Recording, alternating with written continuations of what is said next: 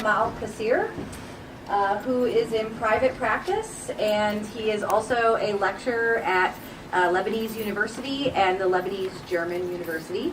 He will be presenting his research evaluation of radial shockwave therapy for patients with vasculogenic erectile dysfunction aged between 40 and 60 years, a randomized controlled trial. Thank you.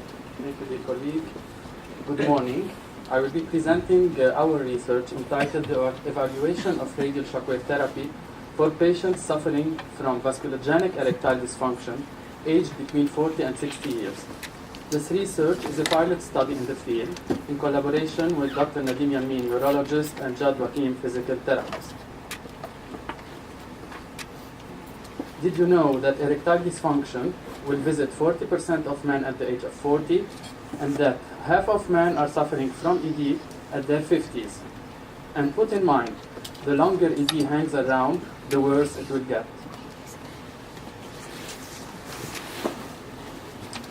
The occasional difficulty in getting or keeping an erection is normal. It starts to become a problem when you have a persistent difficulty getting or maintaining an adequate erection for satisfactory sexual activity in the last 3 months. ED can occur because of problems at any stage of the erection process and can be caused by many factors, like medications, surgeries, and psychological problems. No.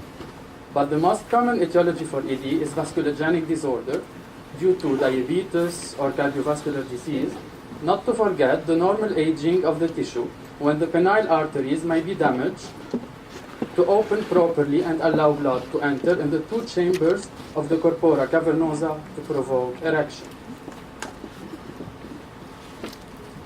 Patients with ED are effectively treated orally with 20 milligrams of phosphodiesterase type 5 inhibitors before the intercourse, and moderately with 5 milligrams per day. These 2 treatments are associated with few side effects and don't modify the physiopathology of the erectile process. Nevertheless, a proportion of men do not respond to these therapies. For non-responders, optional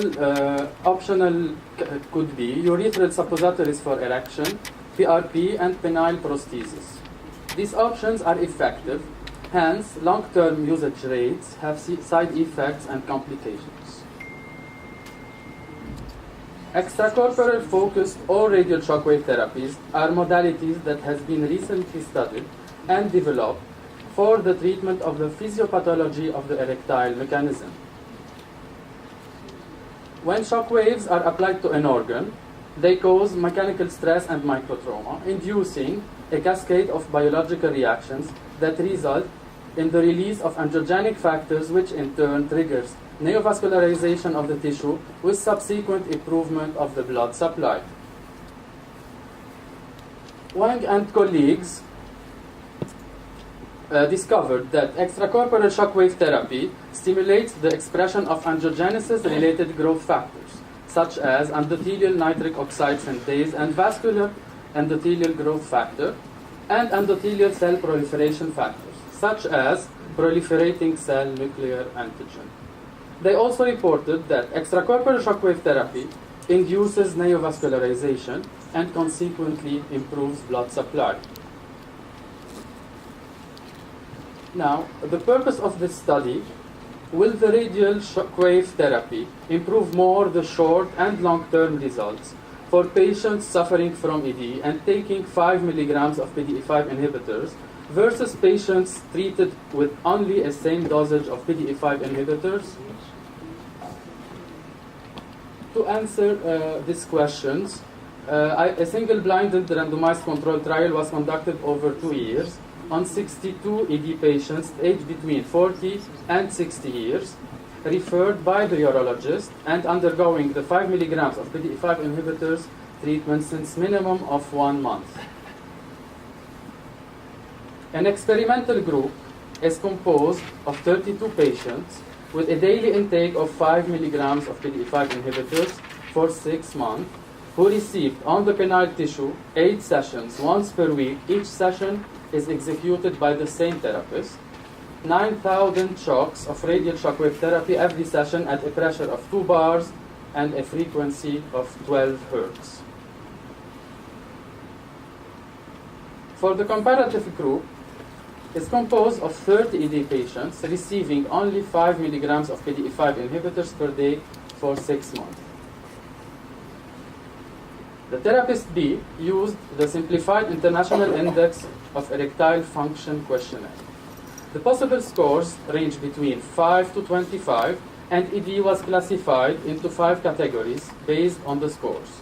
Severe from 5 to 7, moderate from 8 to 11, mild to moderate from 12 to 16, mild from 17 to 21, and no erectile dysfunction from 22 to 25. At the start line T0 and after 8 weeks from the beginning T1, in addition to a follow-up after 6 months, from the first day T2, were tested by therapist B for the 5 criteria issued from the International Index of Erectile Dysfunction, both for experimental and for the comparative group. After using the statistical test Shapiro-Wilk, both groups were normally distributed at T0. Independent t-test at T0 gave a non-significant difference between both groups, meaning both groups look similar at baseline.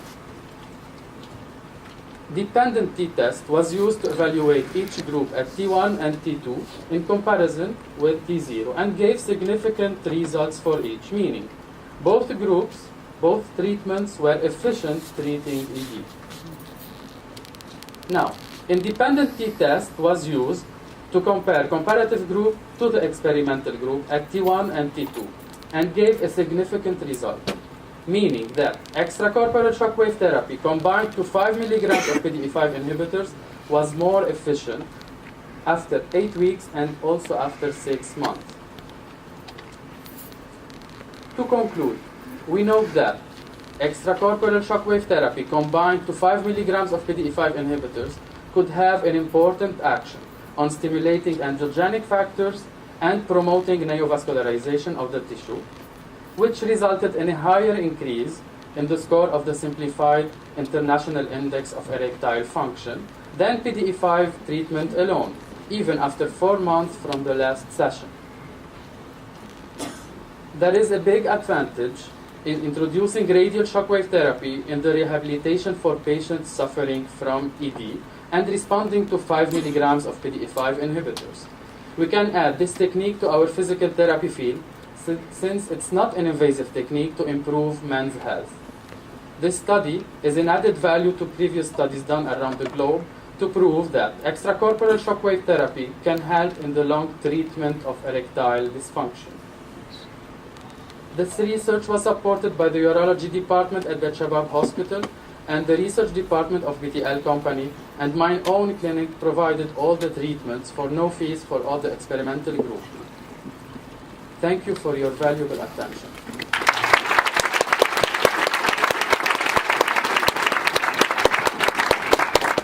Are there any questions from the audience? I have a question. How long did you follow these patients and did the results last? Yeah. As I told you in the presentation, it was for 6 months. We did the sessions for 8 weeks, and after we waited for 6 months to see if it's the results can be for 6 months, a long-term treatment. Did you follow them any after that, though? No. Okay. We should do further research to do it. Do you have a question? Yes, I have a question. Great presentation. Shockwave therapy can be painful, so I'm just curious if the men... The penile tissue doesn't have any bones, so shockwave on the penile tissue, on the shaft and on the base of the penile tissue don't provoke any pain. Only some tingling.